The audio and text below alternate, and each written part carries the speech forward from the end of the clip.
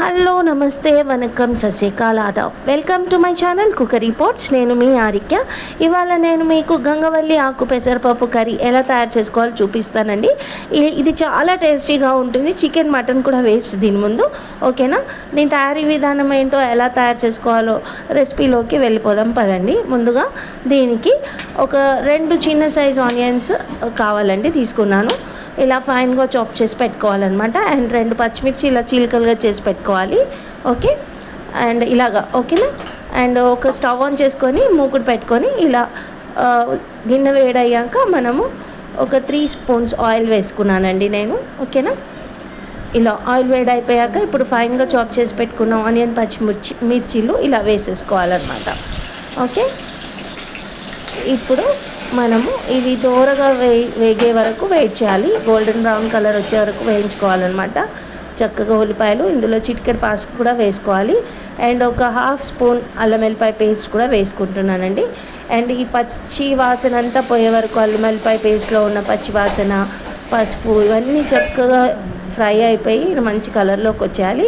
ఒక 4 కట్టలు గంగవల్లి ఆకు ఇలాగా ఫైన్గా చాప్ చేసి పెట్టుకున్నాను. ముందుగా వాష్ చేసుకొని ఫైన్గా చాప్ చేసి పెట్టుకున్నాను. ఇది ఇందులో వేసేసుకోవాలి. వేసేసుకొని ఈ ఆకు అంతా మగ్గిపోయే వరకు 2 నిమిషాల పాటు మగ్గించుకోవాలన్నమాట, ఇలా కలుపుకుంటూ. ఓకేనా? ఒక 2-3 నిమిషాలు ఇలా మగ్గించుకుంటే సరిపోతుంది. అండ్ పెసరపప్పు ఒక 1/2 కప్పు 1 గంట ముందే నానబెట్టుకున్నాను. ఇది కూడా ఇందులో వేసేసుకోవాలి. ఇప్పుడు ఈ పెసరపప్పు, గంగవల్లి ఆకు 2 కలిసి చక్కగా మంచిగా లో ఫ్లేమ్లో కుక్ చేసుకోవాలన్నమాట, ఒక 2-3 మినిట్స్ పాటు. ఓకేనా? ఒక 2 నిమిషాల పాటు కుక్ చేసుకోవాలి. ఇప్పుడు 3 మినిట్స్ అయిపోయాక మూత తీసి చూసేసుకుందామండి కర్రీ ఎలా ఉడికింది అనేది. చూసారు కదా ఎంత బాగా ఉడికిపోయింది కర్రీ, పెసరపప్పు అంతా. ఇప్పుడు ఇందులో ఒక పెద్ద టమాటా ఫైన్గా చాప్ చేసి పెట్టుకున్నాను, ఇది వేసేసుకోవాలి. వేసేసుకొని మంచిగా ఇలాగా కలిపేసుకొని మళ్ళీ ఒక 5 నిమిషాల పాటు మగ్గించుకోవాలి, టమాటా అంతా ఉడికే వరకు. ఓకేనా? అండ్ చూసారు కదా ఇప్పుడు టమాటోస్ కూడా ఉడికిపోయాయి చక్కగా. ఒకవేళ టమాటోస్ ఏవైనా అక్కడక్కడ ఉడకలేదనుకోండి, ఇలా స్పూన్ తోటి ఇలా మ్యాష్ చేసుకోండి, చక్కగా మ్యాష్ అయిపోతుంది అనమాట. ఓకేనా? ఇప్పుడు ఇందులో ఒక 1 స్పూన్ ధనియాల పొడి వేసుకోవాలండి. అండ్ ఒక 1/2 స్పూన్ కారం పొడి అండ్ ఒక 1 స్పూన్ ఉప్పు, ఇలా 3 అన్నీ వేసేసుకోవాలి. వేసేసుకొని ఒక్కసారి చక్కగా మొత్తం అన్నీ కలిసేటట్టు కలిపేసుకోవాలన్నమాట. ఇప్పుడు ఒక 1/2 గ్లాస్ వాటర్ పోసేసుకుంటున్నానండి ఇందులో నేను.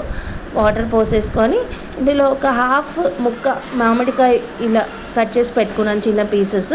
ఇది ఆప్షనల్ అండి, మీకు నచ్చకపోతే వేసుకోవద్దు, కానీ చాలా బాగుంటుంది కర్రీలో మామిడికాయ వేసుకుంటే. ట్రై చేయండి ఈసారి. ఇలా వేసేసుకోవాలి. వేసేసుకొని మూత పెట్టేసుకోవాలి. ఒక 2-3 నిమిషాల పాటు మగ్గించుకున్నాక మూత తీసి చూడండి మామిడికాయ ముక్కలు అన్నీ ఉడికిపోయా లేదా చూసేసుకోవాలి. అంతే అండి. చూసారు కదా వాటర్ అంతా పోతే కర్రీ అయిపోయినట్టే. ఇప్పుడు మనం దీన్ని స్టవ్ ఆఫ్ చేసుకొని మనం ఈ కర్రీని సర్వింగ్ బౌల్లోకి సర్వ్ చేసుకోవాలి. అంతే, easy and tasty curry ready అయిపోయిందండి. మీరు కూడా దీన్ని తప్పకుండా ట్రై చేసి నాకు ఎలా ఉందో ఏంటో కామెంట్ సెక్షన్లో కామెంట్ చేయండి. నా ఛానల్ని లైక్ చేయండి, షేర్ చేయండి, సబ్స్క్రైబ్ చేసుకోండి. బాయ్.